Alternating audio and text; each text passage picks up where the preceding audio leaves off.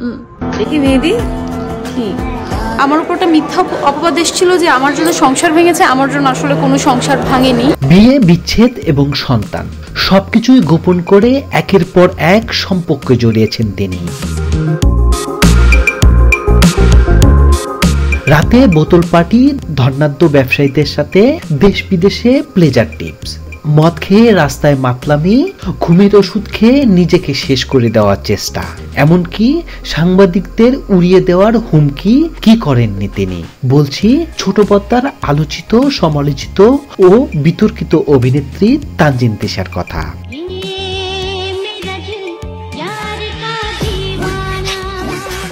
নিজেকে অবিবাহিত বলে পরিচয় দিলেও গুঞ্জন আছে 2011 সালের দিকে জনি নামে এক ব্যক্তির সাথে বিবাহ বন্ধনে আবদ্ধ হন তিশা।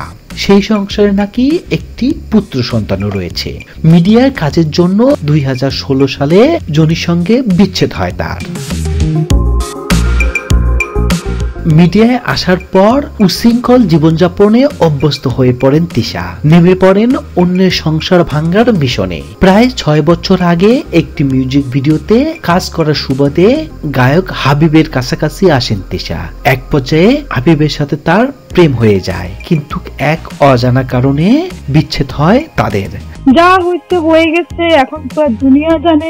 একইভাবে মিউজিক ভিডিওতে কাজ করতে গিয়ে তিশার প্রেমে পড়েন গায়ক ইমরান, কিন্তু খুব একটা বেশি দিন টেকেনি তাদেরও সম্পর্ক।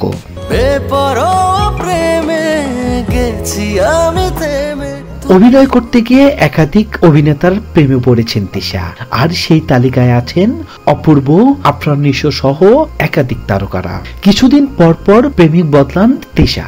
জাস্ট ফ্রেন্ডের তালিকাও কম নয়। এই যেমন বড় পর্দার অভিনেতা শরীফুল রাজের কথা। চিত্রনায়িকা পরিমণির সাথে রাজের সংসার ভাঙার পেছনে তিশার হাত রয়েছে বলে গুঞ্জন রয়েছে ছবি জঙ্গনে। আমার উপর একটা মিথ্যা অপবাদ এসেছিল যে আমার জন্য সংসার ভেঙেছে। আমার জন্য আসলে কোনো সংসার ভাঙেনি।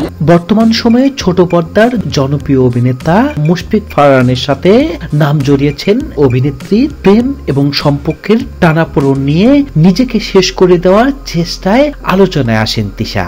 আর এই ঘটনা ভাইরাল হওয়ার পর থেকেই বিভিন্ন সময় সোশ্যাল মিডিয়া ও গণমাধ্যমের সামনে এসে টালমাটাল মন্তব্য করেন অভিনেত্রী। সে যদি মিডিয়া কর্মী হয়, আমি তাকে সাংবাদিক হিসেবে গণ্য করি না। সম্প্রতি ডিবি কার্যালয়ে এক টিভি সাংবাদিকদের বিরুদ্ধে অভিযোগ করেন তানজিন তিশা।